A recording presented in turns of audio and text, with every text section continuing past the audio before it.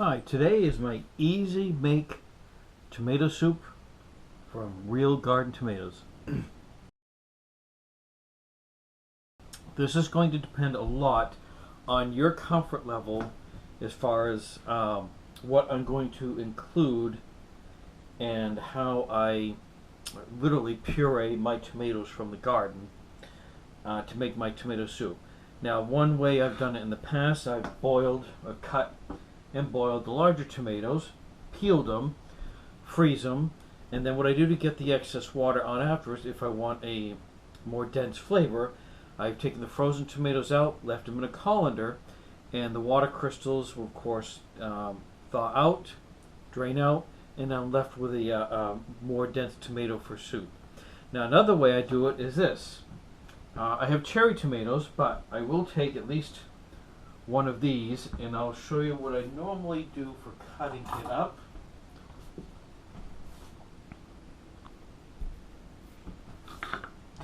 I will take this out, little stem out on the top.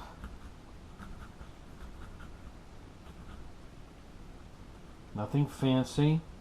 The one on the bottom.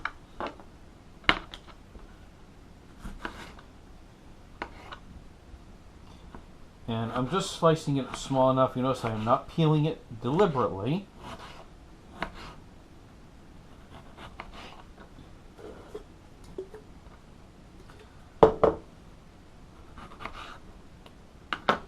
So I will do this with the larger tomatoes until this is just about full.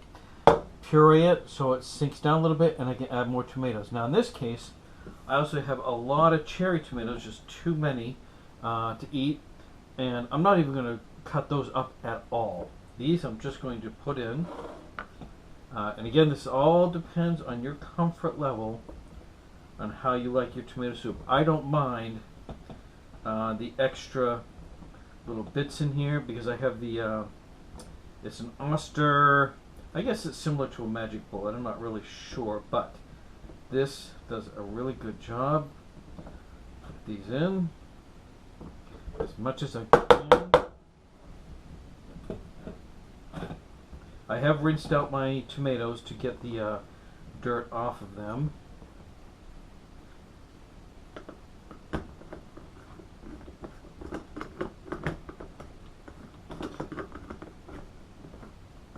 I put the cover on. Bring this forward.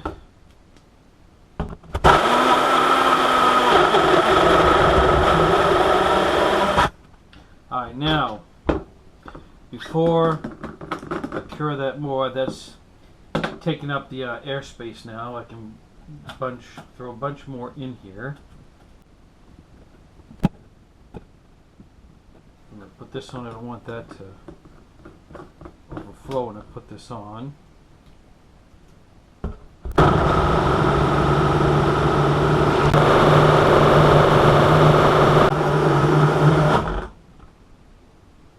So generally I'll give that about a minute. Now you will see, of course, there's a few peelies in there. Now for me, that doesn't bother me at all. And I have two options right now. One, I can pour this in a small pan, heat up right now, and I'm very content with the taste of the tomato soup just like this. The other thing that I can do, I will show you. The other thing I will do is I put this in a container, and I know I have a cover here somewhere. I just want to show you the consistency of this once it pours out.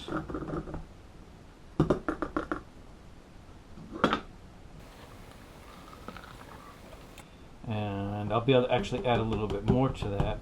The second step, which is not required, but it's something else I do, is I will let this set, and some of the water will actually separate out from the pureed tomatoes, and that gives me the thicker consistency that I talked about. So once that part is done, I'll let you know how long that takes, and then I'll show you what I do to pour this out after. Alright, now another thing that I do, if I want a little bit more flavor, and this worked out pretty well for me, I'm also growing peppers in the garden. Now these I've already chopped up, so I'm just going to take a handful of these, put those right in. Yeah, just a couple extra. Put that on.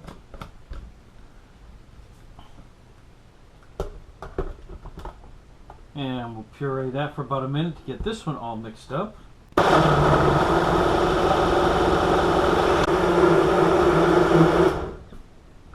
Alright, now I will let you know, most of the time I do not add any seasonings to this whatsoever. Sometimes I'll even I'll leave this in the fridge and drink it as just a cold tomato juice from the fridge.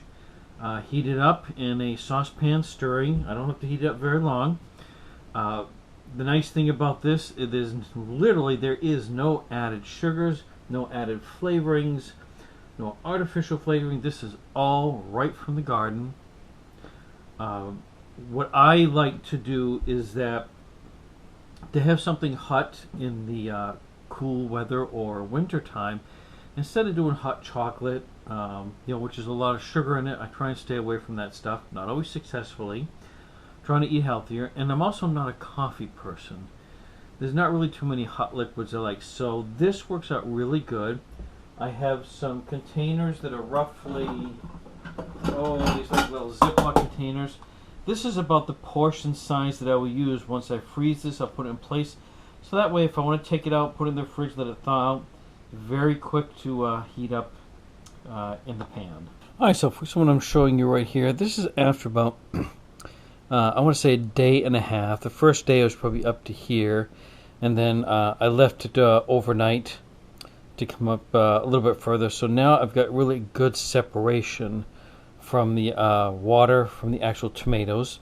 So this part I'm going to pour out and freeze, and this should make a nice denser tomato sauce, tomato soup.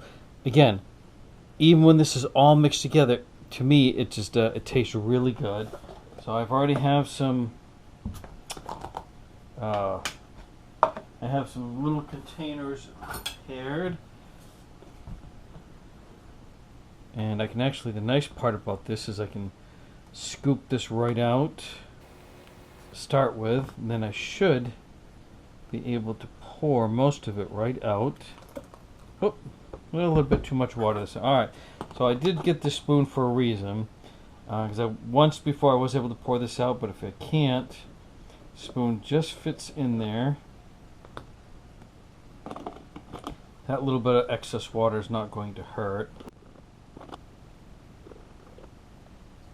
Alright, so I'll finish that. I'll fill this up, and then I'll start the process again by pureeing some more tomatoes and fill another one.